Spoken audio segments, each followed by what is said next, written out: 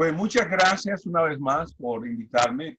En el día de hoy ha sido un placer enorme. Hoy tenemos algo muy interesante. La semana pasada estuvimos hablando del fenómeno de la violencia doméstica, pero relacionado también con los indicios de suicidio. Los indicios de suicidios entre personas que son abusadas domésticamente es un fenómeno a tomar en consideración.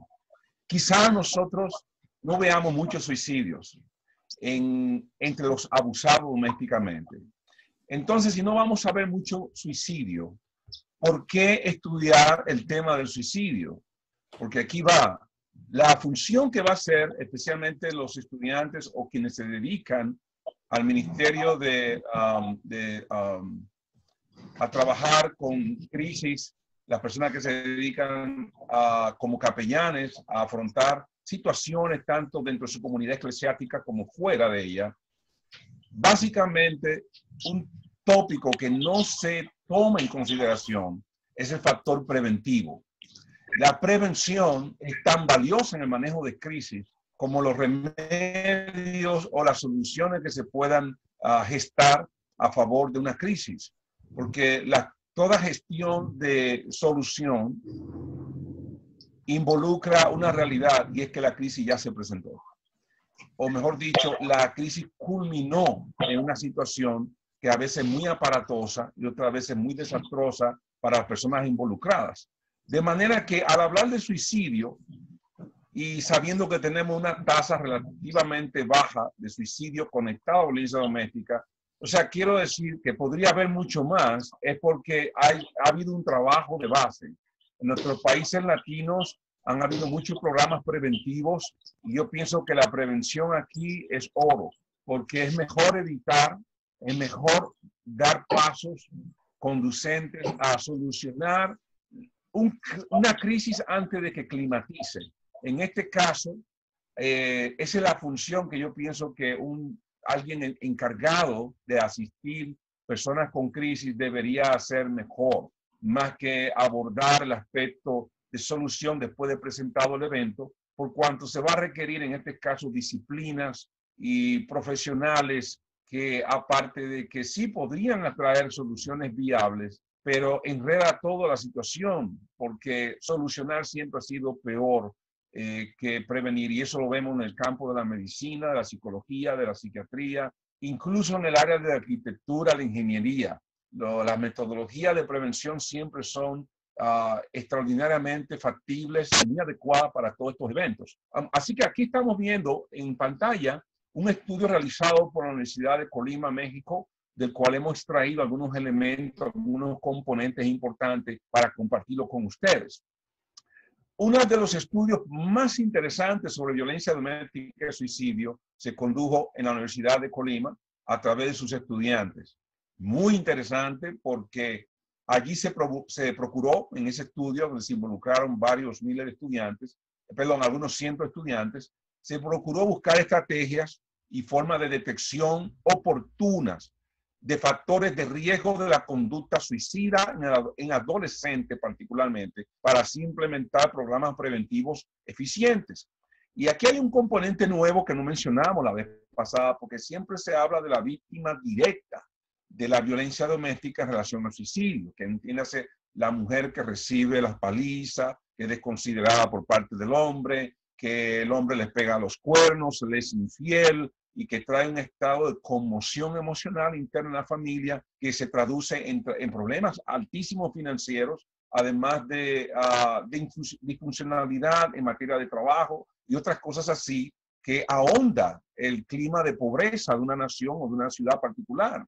Entonces aquí tenemos un elemento nuevo, que es el elemento del adolescente, entiéndanse, el hijo o la hija que está involucrado en estas escenas de violencia, que al hablar de suicidio no se puede sacar de la ecuación, porque increíblemente o no, hermanos y amigos, hay una gran cantidad de jóvenes que cometen suicidio producto de conflictos sin solución en el hogar, donde está pendiente o está allí vigente el tema de la violencia de parte del hombre contra la madre.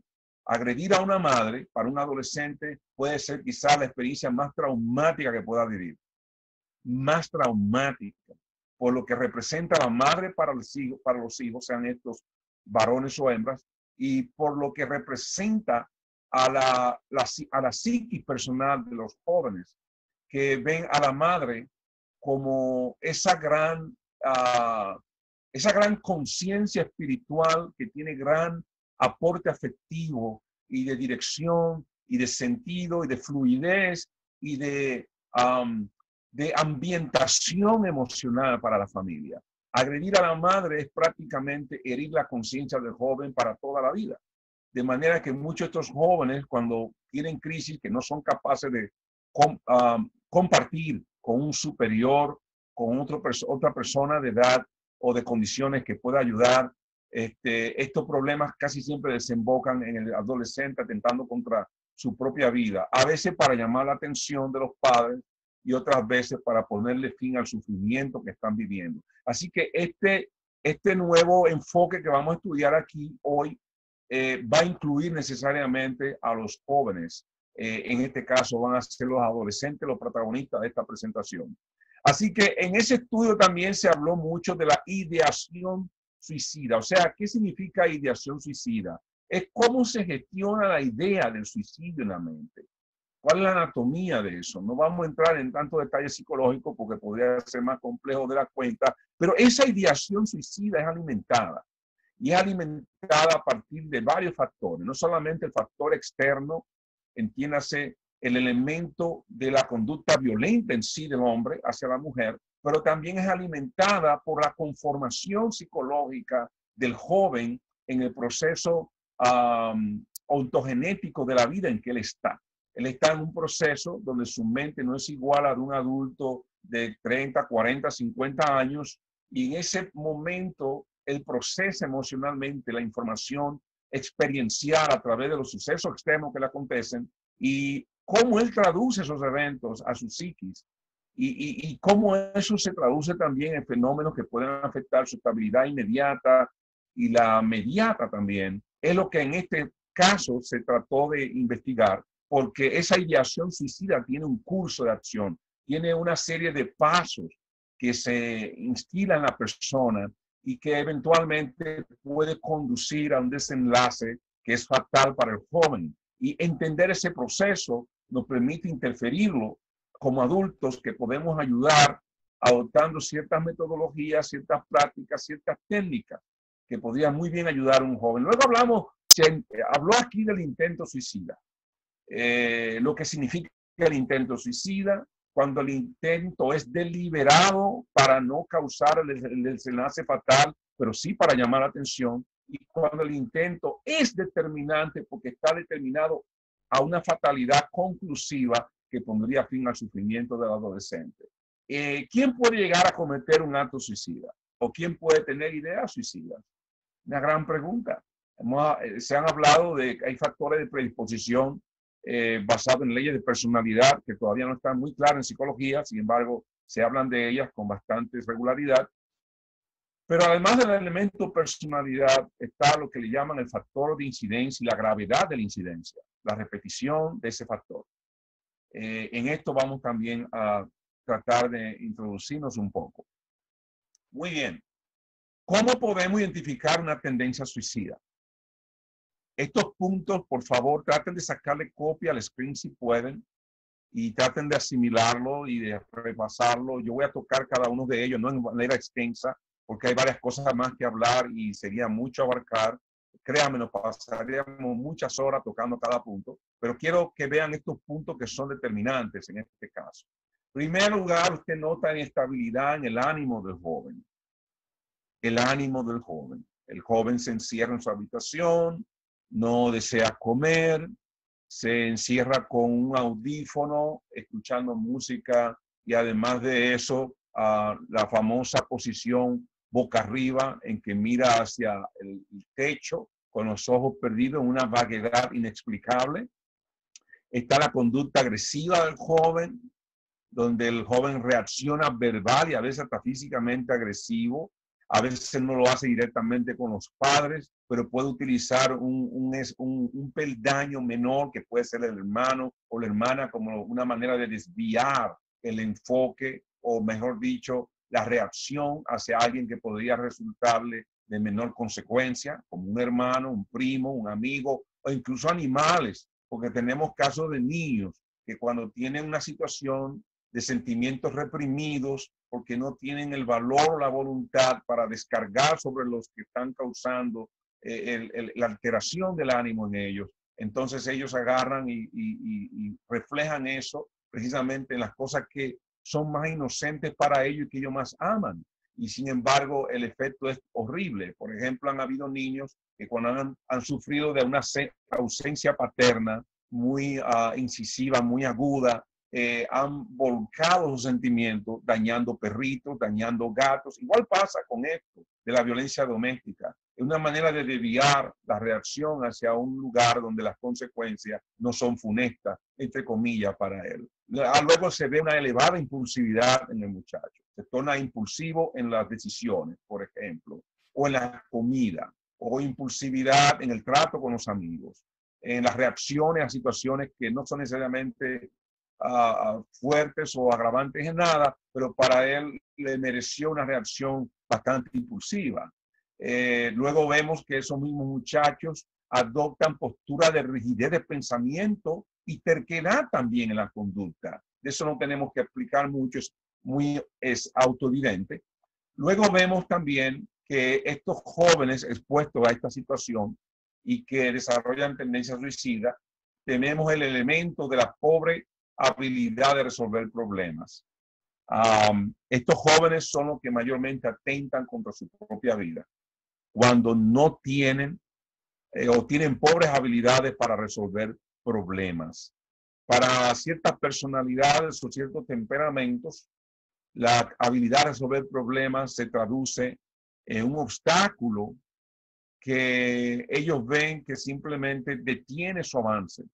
Otros temperamentos ven en el obstáculo una oportunidad para saltarlo y probarse a sí mismos que son creativos en la manera como abordan el obstáculo. Imagínese un carro viajando de frente hacia usted en una carretera de 2 vías nada más y el carro viene en su propia línea.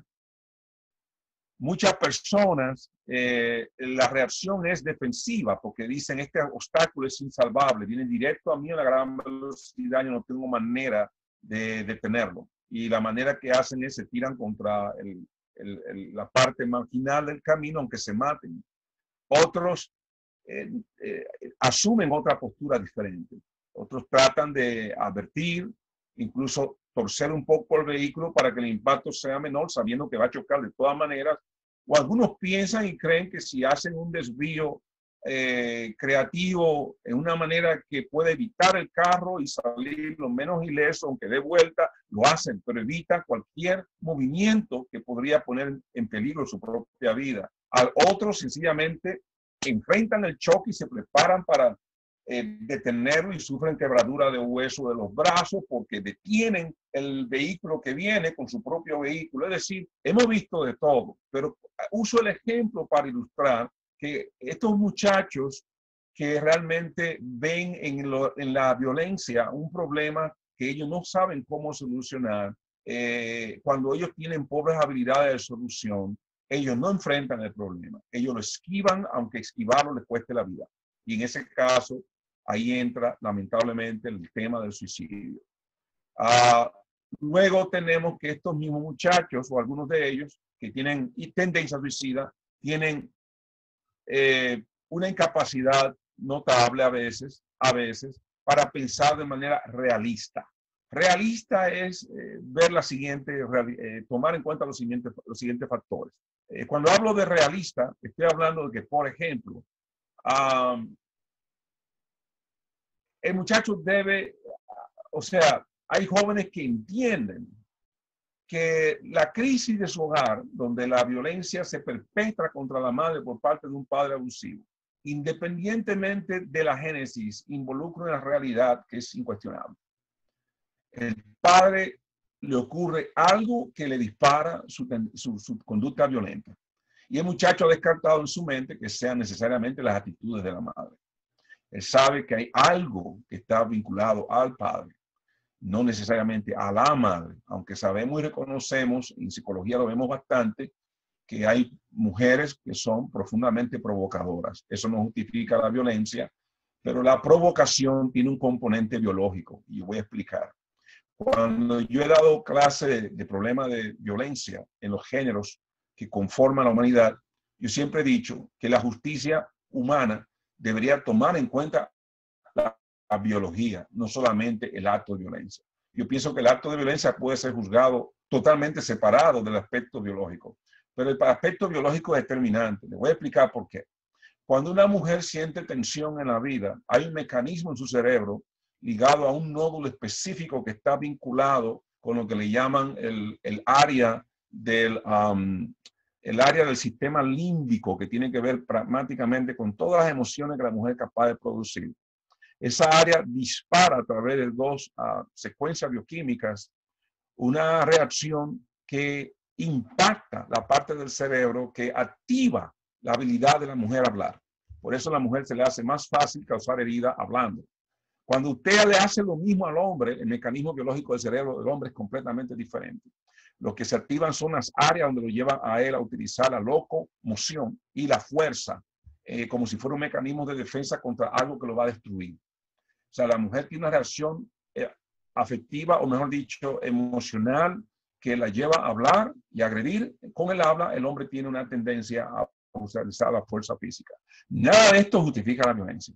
Absolutamente. La violencia es inadmisible bajo cualquier criterio, sea religioso, sea médico, sea el que sea espiritual, no importa. Pero es importante conocer la biología detrás, porque de esa manera uno podría ayudar a ambos, al hombre a entender que tiene que someter esa parte a Dios y que hay maneras y estrategias humanas más el auxilio divino, que es primario aquí, para poder enfrentar ese impulso natural del hombre a tratar de resolver con la violencia. Por eso usted no va a ver nunca una mujer, cuando le pasa un problema, agarrar una pared en forma de desviación del objeto final y entrar a trompadas y patadas. La mujer no hace eso. El hombre es quien hace eso. La mujer hace otras cosas. La mujer se encierra en una habitación, comienza a llorar o se mete en la habitación y comienza a gritar desaforadamente, comienza a insultar al hombre y decirle de todo. Vemos una actitud que tiene respaldo en la biología. Entonces, esto es importante porque al momento del joven enfrentar la realidad de la agresión del padre contra la madre, depende del sexo del joven, él va a ver aspectos muy dinámicos que aunque él no los puede explicar, él va a poderlos separar en su mente. Y eso lo puede llevar a él a tomar decisiones muy inteligentes, como llamar a la policía, buscar asesoría de personas que están trabajando a nivel del plantel educativo donde él se está desarrollando, que puedan intervenir favorablemente y buscar otras alternativas, incluso hasta él mismo irse de la casa como una manera de perderse y que fuerza a los padres a concentrarse en él y no en ellos mismos para que no se sigan agrediendo. Es decir, es importante este aspecto del realismo en la mente de un joven. De manera que a menos capacidad de pensamiento realista tenga un joven, más inclinado va a estar a un comportamiento de suicidio para esquivar o huir de esta situación de la violencia doméstica a través del padre. Luego tenemos que estos mismos jóvenes que pueden tener una alta tendencia suicida tienen una dicotomía, es decir, tienen dos aspectos que se conjugan en su mente y que luchan unas con otros. Por un lado está la fantasía de la grandiosidad. Este de estos muchachos que comienzan a fantasear acerca de sus amigos, a hacer relatos que no son reales acerca de personas con quienes se relacionan de gran importancia, o incluso utilizan conceptos mentirosos acerca de una supuesta afluencia económica de sus padres que no existe, viajes inventados que tampoco nunca han existido, y esto se alterna con sentimientos de inferioridad. Increíblemente, esa dicotomía es muy común en jóvenes que tienen tendencia a suicida. Luego están los sentimientos de frustración, donde el muchacho el joven refleja un estado de ánimo donde prácticamente lo que va a fluir a partir de allí es la tendencia a rendirse. la tendencia a rendirse, a no luchar, a no tratar de buscar alternativas, solución o enfrentar a los padres. Es 1000 veces mejor que un joven enfrente a los padres y no que sienta esa sensación horrible de desesperanza que lo lleva a ver que no hay solución viable. Porque cuando la mente se tranca en la idea de que no hay solución, nada más queda una solución, usted sabe cuál es, esta es la que estamos estudiando, el suicidio. Sentimiento de frustración. Luego, también muchos de estos jóvenes manifiestan angustia ante pequeñas contrariedades. Quiere decir que sus recursos de enfrentar las desavenencias o las cosas que antagonizan las decisiones o la voluntad de uno en la vida son muy mínimas. Entonces, esta manifestación de angustia ante contrariedades pequeñas es uno de los síntomas de los jóvenes que tienen tendencia suicida. También el joven desarrolla una elevada autoexigencia, es decir, se exige a sí mismo más de la cuenta y se exige como si dependiera de él todo lo que está sucediendo. O sea, el niño hace lo que llama una refracción psicológica. Él comienza a ver que por culpa de no tener él ciertos recursos a mano, ciertas habilidades a mano, ciertas tendencias o condiciones para poder interjectar la situación de sus padres, él se siente con una culpa innecesaria que lo lleva a enfrentar la posibilidad de suicidio. El sentimiento de rechazo por los demás, incluyendo los padres, es algo que ellos experimentan, ya sea porque sea real o sea que su mente lo ve de esa manera.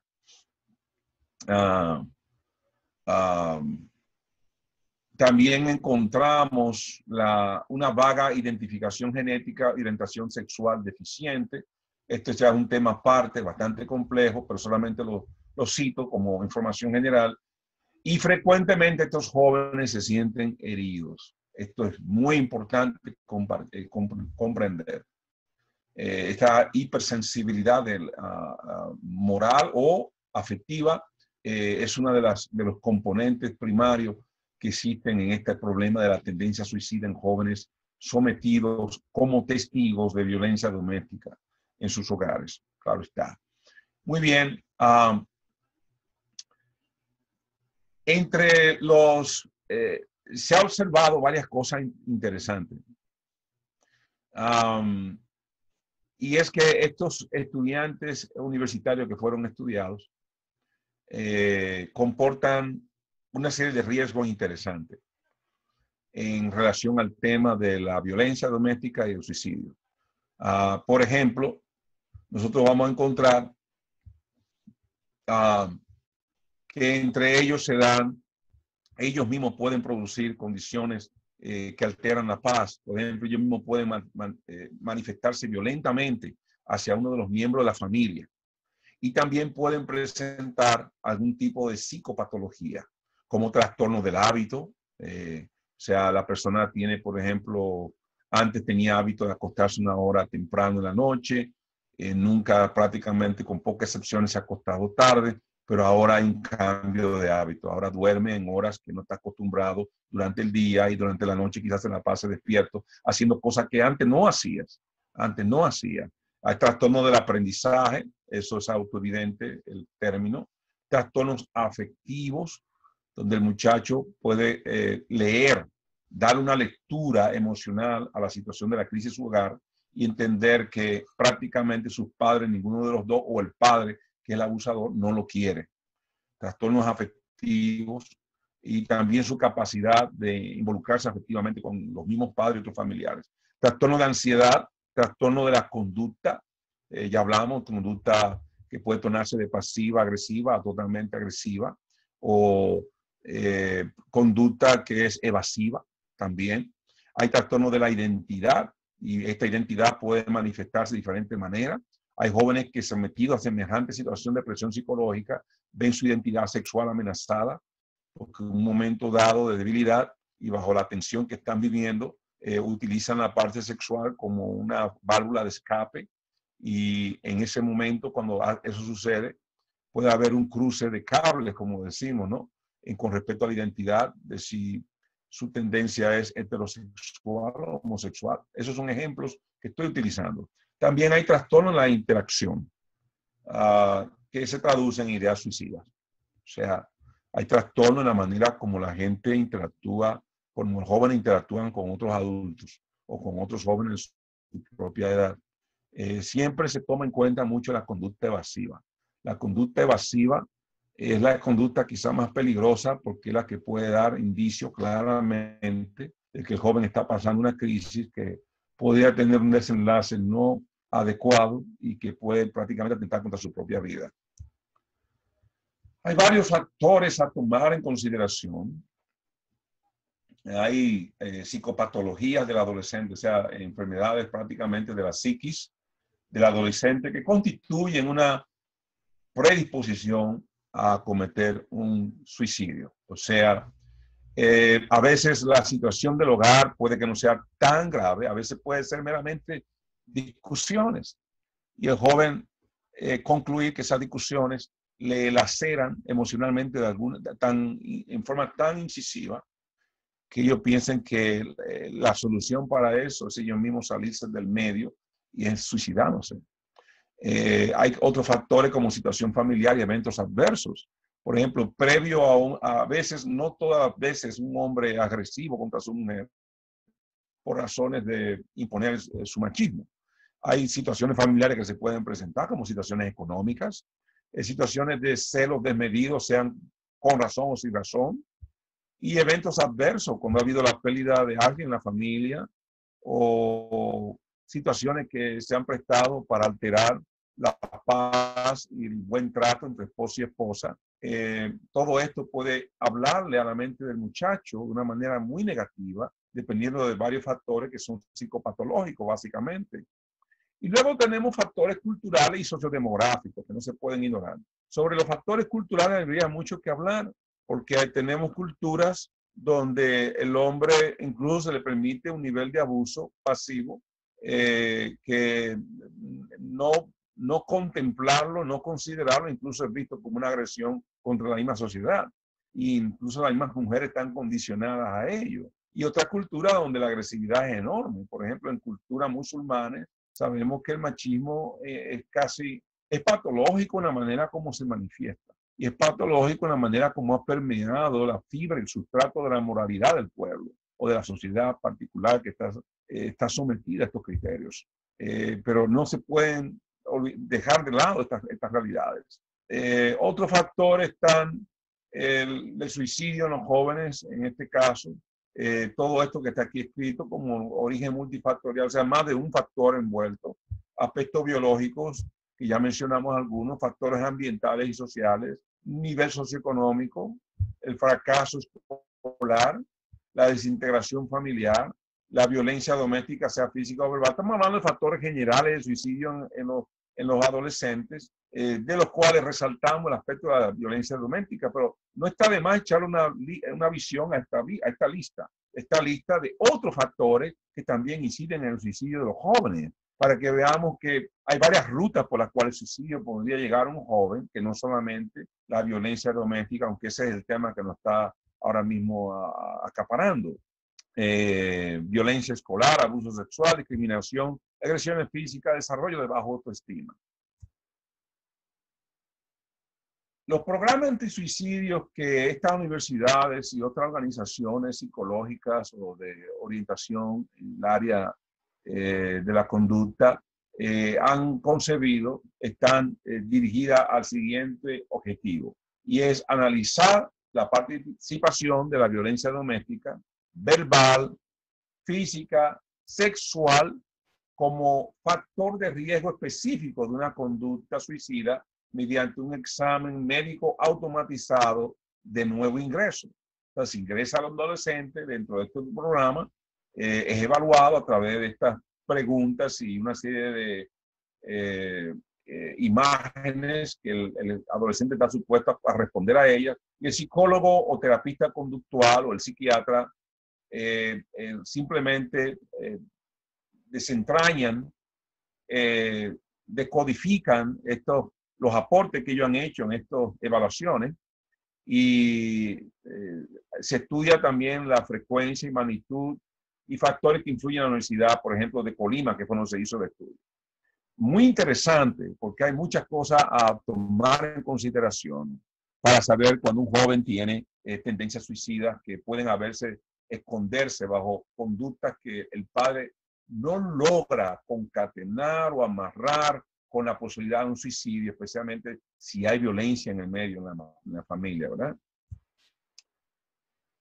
Se emplearon, estos fueron los estudiantes de la Universidad de Colima los que fueron empleados. Allí en Colima hay 567.996 habitantes, 5.600 son adolescentes, 38% son estudiantes de la Universidad de Colima, que estamos hablando de 21.166 estudiantes, ¿verdad? Se estudiaron 5.926 alumnos de nuevo ingreso en julio de 2006 y se tuvo 235 casos específicos y hubieron 470 controles. Es decir, los controles son el grupo que no está afectado, pero se estudia en contraste con el grupo sí afectado para llegar a conclusiones que son prácticamente muy básicas y lógicas en estos casos. Básicamente, amigos, hermanos, esto es lo que es, y hay, por último, creo que la última parte, sí, hay lo que le llaman definición de variables. La presencia de las distintas variables como factores se definió de manera dicotómica. Dicotómica quiere decir en dos renglones amplios, de dos. Por ejemplo, en cuanto a la ideación suicida e intento de suicidio, se dice positivamente hubieron dos que respondieron que sí. La pregunta estaba en esta dirección. ¿Ha sentido que no vale la pena? O sea, esta pregunta se hicieron con esos estudiantes. ¿Ha sentido que no vale la pena vivir? Dijeron que sí. ¿Ha dejado de desear de existir? También ha pensado que sería mejor morir que vivir. Por ejemplo, la violencia doméstica se dividió en dos, en violencia física, violencia verbal. ¿Alguna vez te han agredido fuertemente en tu casa? Esas son preguntas pertinentes a estos casos de evaluación de violencia en los hogares que puedan desencadenar el problema de suicidio en jóvenes. Violencia verbal. ¿Alguna vez te han agredido fuertemente con insultos y humillaciones en casa? Luego tenemos el abuso sexual, donde se le pregunta al joven, ¿te han violado o abusado sexualmente en tu casa? El tabaquismo, la presencia de alcoholismo, el consumo de drogas psicotrópicas y el nivel socioeconómico. Por ejemplo, muchos de estos estudiantes no tienen viviendas propias. Eso hace problemas sumamente graves, porque a veces muchos de esos cuadros de violencia doméstica está precedido por una crisis financiera y donde el hombre descarga sobre la mujer como culpable por una razón o por otra. Entonces, aquí están los resultados que se hizo de la encuesta. Esto es muy interesante. Aquí tenemos los dos renglones dicotómicos. Hablamos de la violencia verbal y la ideación suicida, ¿verdad? Y estos grupos reflejaron las cosas que están en el cuadro de la mano derecha. Aquí está la violencia doméstica y riesgo de conducta suicida en universitarios adolescentes. Hablamos de los trastornos, ¿verdad? Y demás que pueden preceder esta situación. Otros factores con respecto a la psicopatología del adolescente que constituyen una predisposición a cometer suicidio. Si el adolescente tiene una psicopatología específica. Otros factores que hablamos, además de la violencia doméstica, que pueden prácticamente ser algo que dispare el suicidio en los jóvenes. Hablamos del programa antisuicidio, su objetivo. Aquí presentamos los materiales y métodos que se emplearon, la cantidad de estudiantes y demás. Aquí vemos las diferentes variables que se toman en consideración a la hora de abordar a un joven y hacerle preguntas específicas que él pueda responder positivamente. o negativamente, y esto determinaría el cuadro real. Aquí vemos los resultados de esos análisis, cuántas mujeres, cuántos varones. Luego en ese cuadro se toma en consideración puntos como la ideación suicida, el intento más ideación, o sea, cuando están los dos combinados, la violencia física, la violencia verbal, abuso sexual, tabaquismo, uso de droga, alcoholismo. Todos esos puntos fueron cuestionados a estos estudiantes que están en la mano izquierda. Y según las edades y la distribución que ustedes ven ahí, muy interesante. Esta es la discusión que quedó a raíz de todo lo presentado. Se presenta mayor frecuencia de ideación suicida en mujeres, aunque los varones son los que más culminan el suicidio. ¿Les parece sorprendente esto? Hay más ideación, o sea, la mujer, hay mayor cantidad de mujeres que piensan en el suicidio que los hombres. Pero entre los dos, el hombre es el quien más ejecuta la acción, quien más lleva a cabo el suicidio. La tendencia de ideación suicida varía de una comunidad a otra en relación con patrones culturales de la sociedad. Mayor violencia física, verbal y sexual también se tomó en cuenta, lo cual coincide con el señalamiento de violencia doméstica, predominante en mujeres. También se discute y hay que tomar en cuenta el análisis de casos y controles que muestran una fuerte asociación entre la conducta suicida y la violencia doméstica en todas sus formas, particularmente el abuso sexual. Este es un tema muy delicado, el abuso sexual, que será muy común en nuestras culturas, lamentablemente.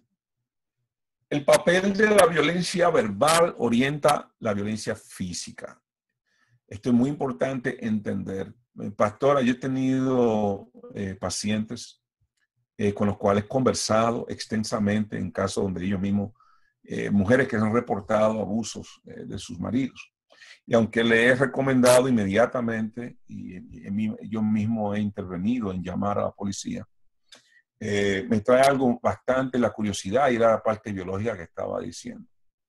Fíjese aquí este punto, el papel de violencia verbal orienta la violencia física y el abuso sexual.